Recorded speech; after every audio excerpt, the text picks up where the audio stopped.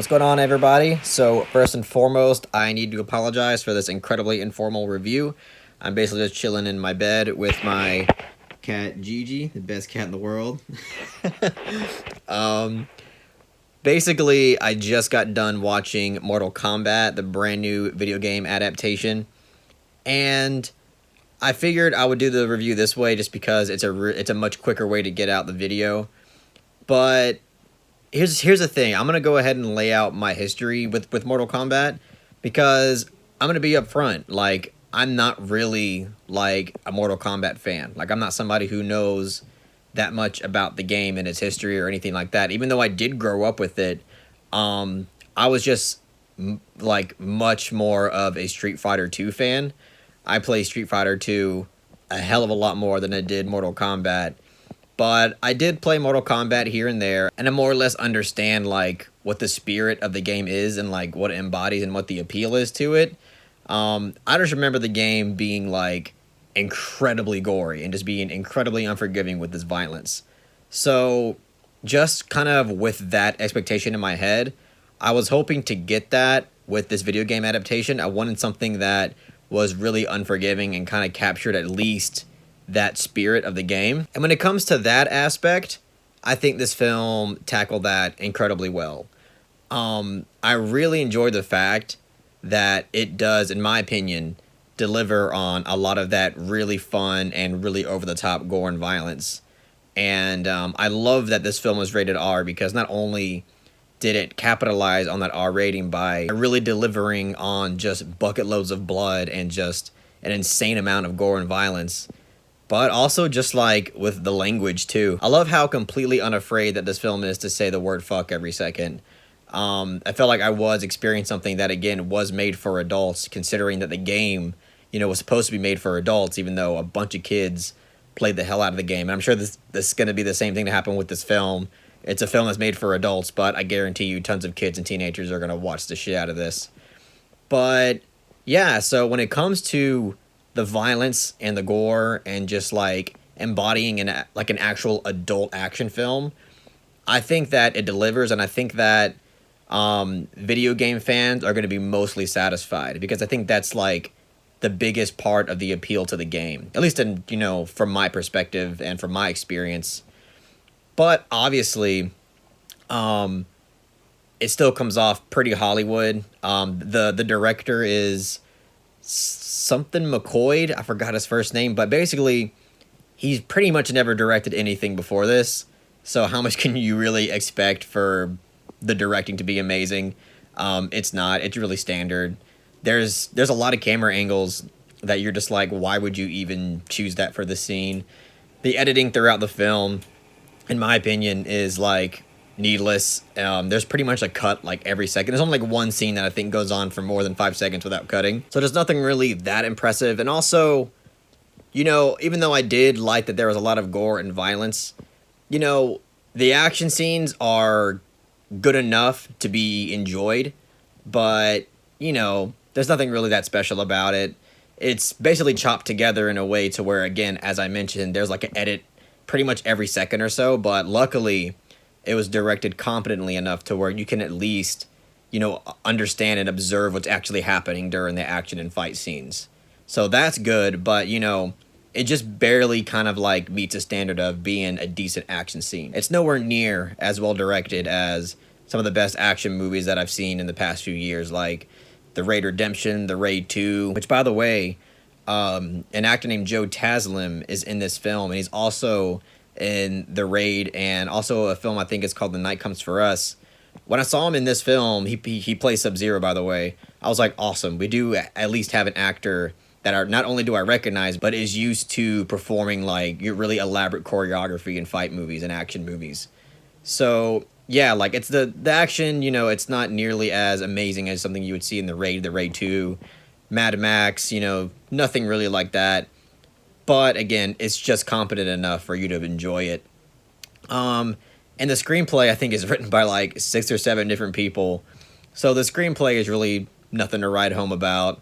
Again, a lot of it comes off really cheesy. It's really expositional in a lot of ways.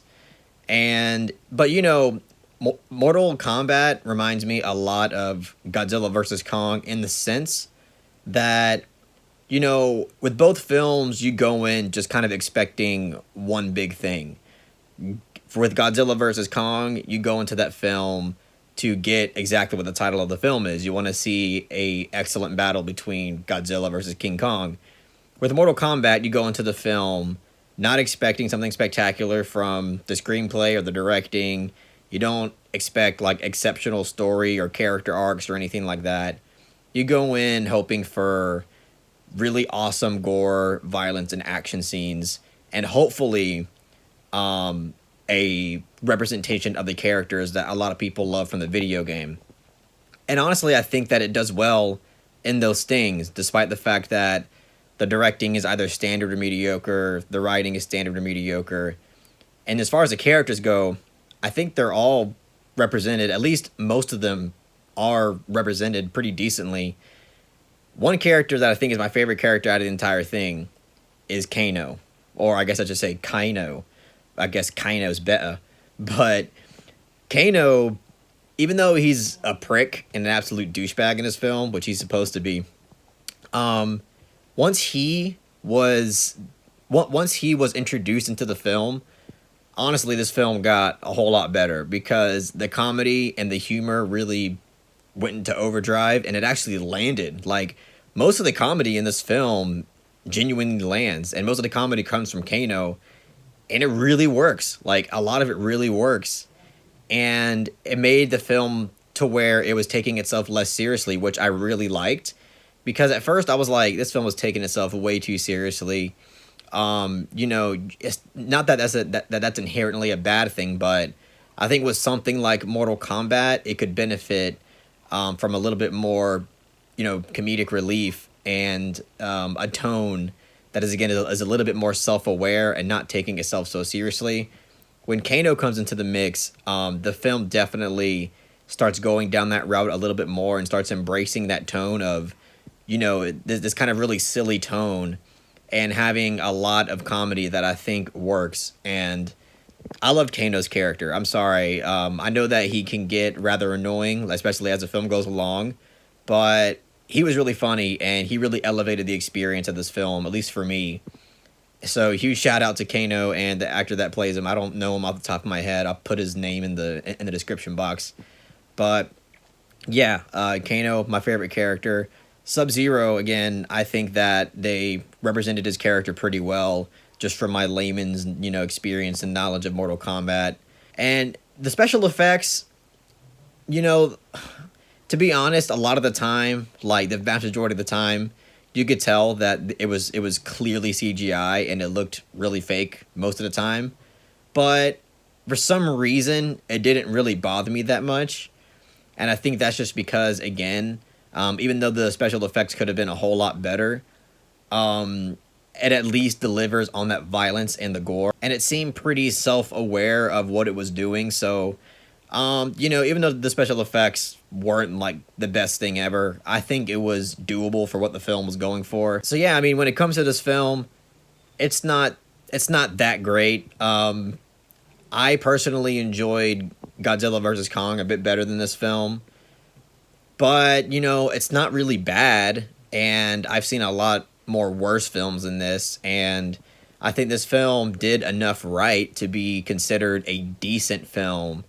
So, despite the fact that I think the screenplay is incredibly standard to mediocre, same with the directing, I think it's going to deliver a lot on what Mortal Kombat fans want and what audiences are expecting out of this film. So, with all that being said, I'm going to give this film a soft 6 out of 10. Fatality. Not sure where everybody else is going to land on this. I don't even know if anybody who's watching this really gives a shit. Especially, you know, my subscribers. They're probably just like, why are you talking about this film? But if you have seen this film, I'm genuinely curious to know your thoughts on it. So please don't forget to comment your thoughts below. Or really comment on anything you want. I will read it. I love reading everybody's comments. And yeah, sorry Perry couldn't be here. I had to hold the show down on my own. But that's really all I got to say about Mortal Kombat. If you really enjoyed what I had to say about it, please give it that thumbs up and share it amongst your friends. And don't forget to subscribe to the channel to be updated on more film-related content.